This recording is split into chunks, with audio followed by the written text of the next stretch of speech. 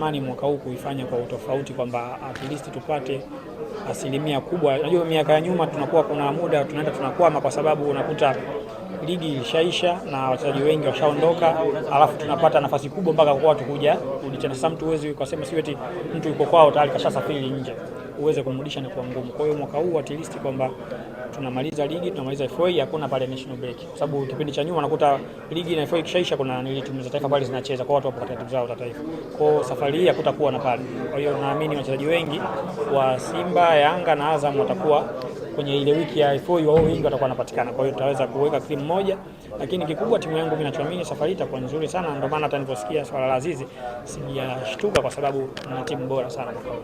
Sawa, Dickman, nikurudishe nyuma mbali tu na kuwa nje ya pitch, kitu gani ambacho umemisi zaidi kwenye klabu yako? Kitu nilichokimisi zaidi labda ni ile support tu ya wananchi, kwamba tunapokuwa uwanjani tunapopambana na wamekuwa kusupport. Ndio kitu ambacho nimekimisi, vibe yao. Kuna mchezo Yanga walipoteza, walitoa sare pale dhidi ya timu ya Yanga. Namna gani nini kwako kile kipindi cha after down timu inapitia kama kiongozi, kwa unazungumza nini na wachezaji wenzako? Na kwanza nilikuwa naamini ni nyakati tu za mpito, kwa sababu ukiangalia tulikuwa tunacheza mechi back to back, lakini pia timu ilikuwa ina majeruhi wengi. Kwa hiyo nikaamini kwamba timu yangu itaenda itakaa vizuri, na hata kabla ya michezo huwa mimi mara nyingi napenda kutuma tu message kwenye WhatsApp, kwa sababu tuna group, napenda kutuma kwamba okay, mchezo muhimu, lazima tukapambane tuweze kufanya vizuri, na ni pointi muhimu katika mchezo huo. Lakini ilifikia stage ambayo mimi pia nilikuwa natamani tusiende kucheza, kwa sababu timu ilikuwa tayari kuna majeruhi mengi na mechi tutacheza back to back. Kwa hiyo lakini ukiangalia toka tumerudi watu wanapambana na timu inapata matokeo, na ninachoamini hiki ambacho kimeanza sasa hivi ndio mpaka mwisho wa msimu. Sawa, mbali na mchezo wa mpira wa miguu kwa ni mchezo ambao unahusishanisha kugusana na matukio mengine, baada ya kuchezewa ile faulu ambayo imekusababishia majeraha, watu wamezungumza mengi kwa mitandao ya kijamii. Mimi nataka kusikia kutoka kwako, una kinyongo na mchezaji ambaye alikufanyia faulu ambayo kusababishia kuwa nje ya uwanja kwa muda mrefu? Hapana, mimi kweli sina kinyongo. Afu kitu kikubwa zaidi, yani nilichukulia ni kama mchezo, na hata mwenyewe pia alinitafuta na bwana sorry nimeisha, kwa sababu ni mpira. Na pia mimi ninachoamini ni Mwenyezi Mungu tu alikuwa imefikia wakati kwamba amepanga, kwa sababu nishacheza miaka 5 bila kuumia.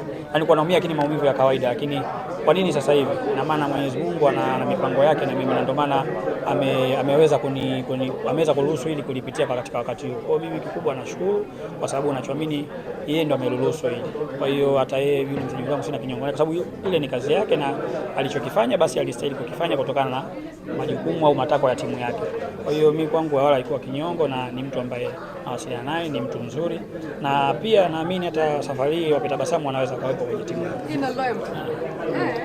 Hapo wakati umepata hilo injury, kwa picha ya kawaida tu alihisi kama tatizo dogo. Baadhi ya mashabiki wa Simba kwa wanaimba kajivunja, walihisi kama mechi imekupalia. Kesho tukaona jambo limekuwa serious kubwa kiasi kwamba unaenda kukaa nje. Ilikuwa ni scenario namna gani kusikia kelele za mashabiki wakihisi kama umemshindwa kumkaba Selemani Mfalme, umejivunja?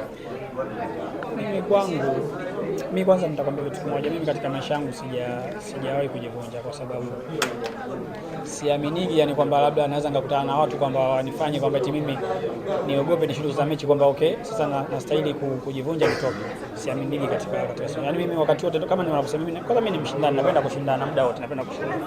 Kwa hiyo wao waliona vile kutokana na scenario ambayo ilitokea, na hata mimi mwenyewe pia baada ya mechi niliangalia mechi, nikiangalia scenario na jinsi nilipopata maumivu, nilikuwa pale ilikuwa kama challenge ya kawaida, yani vipi yani.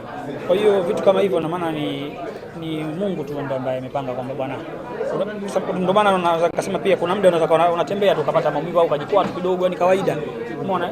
Kwa hiyo ni hali ya kawaida. Kwa hiyo usikujivunja, mimi katika maisha yangu sijawahi na siwezi, na siongei kwa ubaya, lakini sikuona ugumu wa mechi kwamba mchezo ulikuwa mgumu kwamba kupelekea mimi kujivunja. Na sikuona sababu au sikuona mtu yoyote kwamba anaweza kunichallenge mule kwenye ule mchezo kwamba ifikia tu kwamba mimi nijivunje kwa sababu yake. Mchezo ulikuwa open tu kawaida. Kwa hiyo ilikuwa ni hivyo tu, majeuri hapa na pale.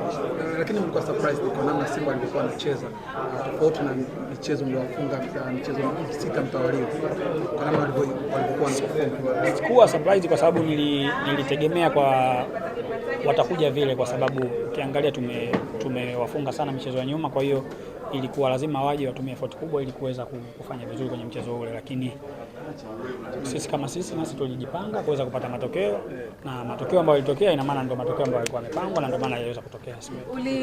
Niliona ukiwa unaalia, natamani kujua kipi ambacho kilikuumiza zaidi, kutokuendelea na mchezo ama kuona kwamba umeumia?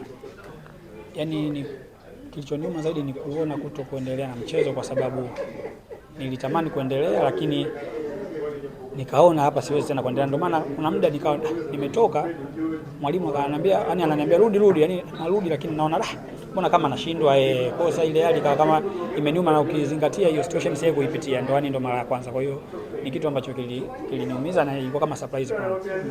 Diki, tutajua shambuliaji bora wa 5 kwenye NBC kwenye hiki kipindi ambacho umekiona cha mzunguko wa kwanza na mzunguko wa pili ambao umeanza. Sasa hapo kidogo itakuwa shida kwangu kutaja zaidi, naweza nikataja tu wa Yanga tu, kwa sababu mimi ni sio muongo, mimi nikiwa nyumbani siangalii mpira. Yaani haki ya Mungu nakwambia. Yaani mimi mechi ambayo naangalia baada ya Yanga akiwa anacheza ndo naangalia.